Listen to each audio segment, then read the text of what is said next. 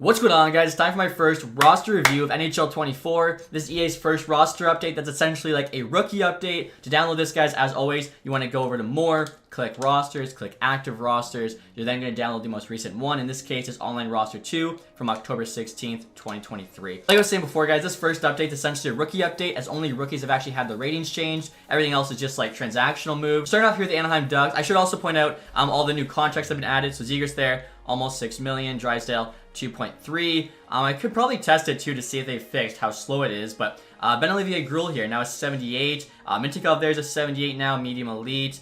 Jackson Lacombe also 78, medium top 4. And you've also got Ross Johnson now on the team who they traded for. And so let's take a look here, guys, and see whether or not the contract issue has been fixed. I'm holding it all the way to the right, and it is still moving slow as molasses. So unfortunately that has not been fixed. So luckily this update's out with all the new contracts, as it takes so long to put them through otherwise. Now, one piece of good news is, even though the issue is still there, I have heard they're working to get it fixed. So hopefully in the next game update that will be solved. How that's a thing, I don't know. It's actually supposed to be faster this year, not slower. Now looking at the Arizona Coyotes here, I think the only change for them is going to be Logan Cooley now on the team, which obviously is a big change. They got him here at 19 years old, 80 overall, medium elite potential. They've also got him as a playmaker. Personally, I'd have him as a two-way forward, but with sick puck skills. I will say, though, having him as an 80 medium elite, I think is exactly what I did. So they did a good job in that regard. Boston Bruins here do have a few rookies as well. Again, basically, if they make the NHL, they get a ratings boost, which makes sense. Matthew Poitras here, 79, high top 6. I think they boosted his potential as well. I want to say before he was a high top 9. High top 6 might be a bit much. He was an early second round pick, and like there's a chance he just plays his 9 games and then goes back to juniors. So high top 6 for him. I think they could have left him high top 9, probably made him like a medium top 6. Jacob Blacko there, 78, medium top 9 now. And then finally, John Beecher here, 77, medium top 9. Honestly, it might have been what he was before, but I feel like he's just now on the NHL team. And next, you guys look at the Buffalo Sabres. First things first, you got Rasmus Dahlin's big extension there, $11 million. You've also got Owen Powers there, 8.3. Was Power 85 before? I think he might have been, which is probably fine. I don't know about the high elite personally. The big thing for them, though, is the fact that, where can I find Zachary Benson's now on the team. Rating boost as well. Before he was like a 71, 72. He's now a 77 overall there. Still medium elite. You guys see his stats there, so it looks pretty good. Now, Calgary Flames here, guys, as far as I know, just have Backlund's extension, 4.5 million, maybe some transactional moves, nothing too crazy. Matt Cornell, a lot of people didn't realize was actually already in the game, but there you go, in case you didn't realize. Carolina Hurricanes, again, same thing. I think will just be transactional moves, so you guys can see who they have in the lineup. Chicago Blackhawks here, the big thing, Connor Bedard now on the team. You guys can see no change to his rating, still 83, medium franchise, but no longer on the Regina Pats. And obviously Chicago, we're not done quite yet.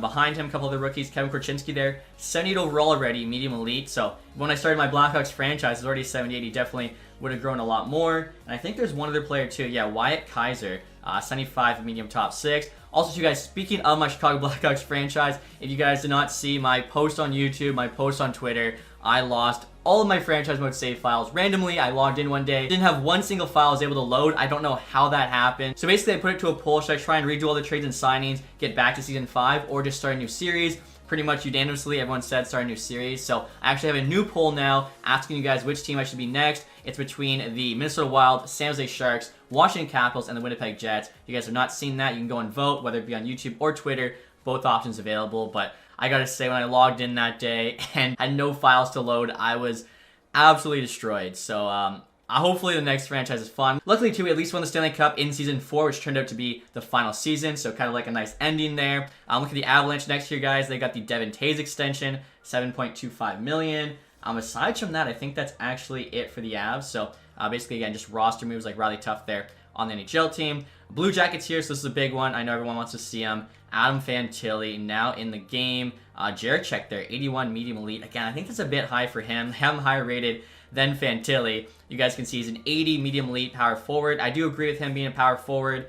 80 overall, I think is fair. I'd probably have him as an 81, and I would definitely have him as high elite potential. Like, the dude went second overall, and probably would have been a first overall pick any years of the past, like, 4, if it wasn't for literally Connor Bedard, generational talent, being picked ahead of him. So sometimes use some logic. Just because he went second doesn't mean he's not high elite. It just means Connor Bedard went first. You guys can see his stats there. I feel like they don't look too bad. Aside from him and Jaracek, I'm looking at the CBJ, and I think that is it. And one more thing I noticed while editing, guys, Patrick Laine still listed as a right wing / left wing. I don't know why they haven't added center to secondary position. He's literally playing first line center for the CBJ right now. I feel like that's just another oversight. And next year, guys, the Dallas Stars again. No rookies really on this team, so just gonna be transactional moves. Hopefully, covered it all. Red Wings here. I gotta point out one thing, guys. I mentioned this to EA after they did like their top 10 rating post before the game was even out. Moritz Seider here had 97 acceleration. Game came out, he still had 97 excel. First roster update's now out, and he still has 97 excel. So it's like I could excuse the original one because they didn't realize it was obviously a typo.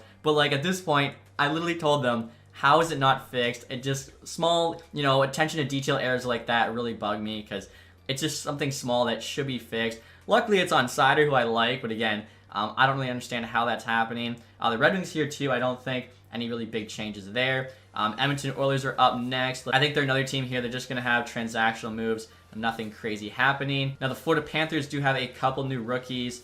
Down at the bottom here, you got Samoskevich, 77 medium top 6. I don't think he was in the game before. Samoskevich now being in the game is very cool. I will say his deking stats way too low. Like his deking is one of his best things. So that could be fixed for sure. And then the other player with Samoskevich was Sordiv, who I actually do not see here, but he did make his NHL debut. He played one game, but maybe they didn't feel like the one game was enough to give a rating boost, which is fine. And on the LA Kings here, guys, there's just one player we're looking for, Lafrere, 77, medium top 9. And next year on the Minnesota Wild, you got Rossi, you got Faber. I think they were already both pretty good rated. Yeah, Rossi's 80 medium elite, that's what he was. Faber's 79 medium top 4. I'm not sure if he was in the game before or not. Honestly, I'm blanking on that one, but I think that's actually a good rating and potential for him. Now look at the Montreal Canadiens here, guys. As far as I know, they actually haven't added anybody. And yeah, they haven't, but I'm sure, Canadiens fans are curious.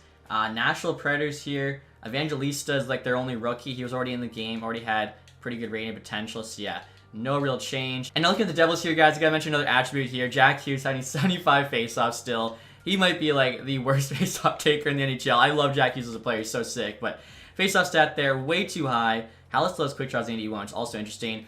Luke Hughes here, they actually gave an upgrade to. I think he was a 77 before with medium elite. Now he's an 80, so I think that also is pretty fair. Next up, guys, we got the New York Islanders. I don't think they had any rookies make the team, so yeah, just give me like transactional moves. And then after them, the New York Rangers, I think they have one rookie. Well, he's a big rookie. He's a former Spitfire captain a couple years ago, Will Cooley. 75 medium top 9. I think that might be a rating boost. He might have been like a low 70s, so that's good to see. After that, we got the Ottawa Senators here. So Sanderson's contract was already on. I think the big thing for them would be Ridley Gregg, and I want to say he was already a 77. So yeah, really no changes. You got the Philadelphia Flyers up next. They do have a couple rookies making the team. Obviously, Couturier there. I think should be higher rated, even though he's been out for a couple years. But where is he? Ryan Poehling, did they fix that speed? Yeah, they made it 89. Probably should be higher. Bobby Brink there, 76 medium top 6. Same with Tyson Forster. So obviously, both those guys made the team, and good to see that. Now look at the Penguins next year, guys. This is another team, I believe, just transactional moves. So like whoever got called up, the NHL team's now on it. Anyone in the AHL should be in the A. The Sharks here, surprisingly, really, I don't think they had any rookies make the team. So you go through. Eklund's actually on the NHL team. Now I should take that back. Is he playing on the NHL team, though? Because I don't see him listed as a rookie. But you guys see Thomas Berlow there. Henry Thrun as well, 76, medium top 6. The next year, guys, we got the Seattle Kraken. I believe they just have one. Yeah, Ty Carty here. 78 medium top 9. And now next you guys got the St. Louis Blues. I believe just transactional moves for them. I gotta point out one thing though. Robert Thomas here, you guys can see, has the wheels X factor, which means, great skating with the puck, i.e. like a really fast player. I gotta give you guys a little piece of info that just kind of shows you how the ratings are so messed up. I was actually talking to Robert Thomas last night, and he said on the St. Louis Blues, he's probably one of these slower players in terms of just, straight line speed, and yet they got him here with 88 speed and the wheels X factor. So that's what I mean when I say the ratings need a bit more attention to detail. I feel like Robert Thomas should have even higher passing than he does and be a playmaker. But like the fact that, they gave him the wheels X factor and he himself said he's one of the slower players on the team. I just thought that was so funny hearing that. Like again, the ratings could just be so much more realistic than they actually are. Looking at the Tampa Bay Lightning next year, guys. I think for them, they actually had one rookie make the team. Should be down at the bottom because they're usually like a 70, whatever. Here he is, Walteri Marilla, I'm sure I butchered that, but he's now at 76 there, medium bottom 6. Now, the Toronto Maple Leafs here, guys, actually had a couple. I know a bunch of Leafs fans are curious what these guys' ratings and potentials are going to be. So, Fraser Minton there, 78, medium top 9. Obviously, a big boost for him after making the team out of camp. Also, too, Matthew Nyes is also a 78. I think Matthew Nyes should be higher than Minton. should probably be like a 79. Minton should probably be like a 77. Nyes, though, is a medium top 6. I'm pretty sure he was already around that potential. And they actually fixed Jake Muzzin. He's now a 70 overall. The league in contract, because unfortunately, his NHL career is probably over. But when the game came out, they actually had him like with, his proper rating and salary, which didn't make a ton of sense. Next up here, guys, we got the Vancouver Canucks. So they got one guy there. It's actually Taro Hiroshi's brother, Akito Hiroshi. 77 there, medium top 6. After make the team at a camp. You guys are wondering too about the trade that just went down today. That's not been put through yet. So Rathbone is still with the Canucks. Vegas Golden Knights here. They actually have a few. So we'll go through here probably to the bottom. Again, most of these guys are just going to be like a mid to high 70. Drill 5 was already a 78. But Miro Manov there, 78 medium top 6. Ronberg there is now a 76. Scoresjack, 73 medium top 4. I mean, probably could be like a 75 or something, but that's all right. This guy here as well, Pacal, 72. Might be an upgrade based on what he was before. Now, next you guys get the Washington Capitals. They have another player who I pointed out needed a speed boost. Very 85 speed in Excel, so that still isn't fixed. But let's see. Protus there, 78 high top 9. He might have actually had that. You got McMichael, you got Phillips there, 78 low top 6. Might be a slight bump. I think he was like a 76, 77. Also, too, Lucas Johansson. He's still a 72, low top 7. I mean, that's pretty crazy bad potential for him. He should probably be like a 75, medium top 6 at the minimum. That is almost disrespectful, to be honest. Winnipeg Jets here, you guys can see Mark Scheifele there with his new contract. I don't think they had any new rookies make the team, of course, too. Connor Mihaljevic there has the extension as well. And now speaking of goalies, looking at Vegas, they still have Lundner on the team with his correct rating and salary. Personally, I would just put him on LTIR for now. If he ends up coming back, then you can undo it. But with him on the team and Hill and Thompson, like, Vegas goaltending is just a mess in franchise. Also, two Tampa Bay Lightning fans, you guys can see Matt Tompkins got called up to the NHL. 72 there, 29. Not great for your backup, but I mean, when Vasilevsky's injured, it makes sense. And now in Buffalo, they still have Luukkonen higher rated than Levi, even though Levi is supposed to be the starting goalie this year, so that doesn't make sense either. And as I mentioned, guys, the Rathbone trade still hasn't gone through, so as you can see there, he's on the Canucks. In terms of like the junior teams, as far as I could tell, there's been no rating or potential changes. All that's happened is transactional. So one I know of, for instance, Windsor Spitfires traded DeAngelis to the Sudbury Wolves, so they have that gone through. You guys can see he's now on that team. But in terms of ratings potentials for like all the prospects, those are still broken. I know one I remember from Blackhawks franchise, Ludwinski there on Kingston, 62 low top 9 for early second round pick. Potential there definitely way too low. So hopefully that'll get fixed in a future roster update. I guess the last thing I'll show you guys, another thing I wish got fixed but did not, and that's free agency. Patty Kane still being an 89 free agent. Honestly, he's a cheat code in free agency. Like, you just sign him immediately, whatever team you are. So he should be lower, like an 86. Get rid of the zone ability. Get rid of even a couple X factors. Taze, probably just get rid of fully. Bailey lower in rating for sure. Pretty much anyone that's above like, an 80 should be like a 79 max. So as you guys can see, there's definitely still some things they need to address, but at least, all the rookies are in the game now. So let me hear your guys' thoughts on the rookie ratings and potentials in the comment section below. Hopefully you guys enjoyed this one. If you did, leave that thumbs up. If you haven't subscribed yet, hit that sub button. Thank you guys so much for watching. Have a nice day. Goodbye.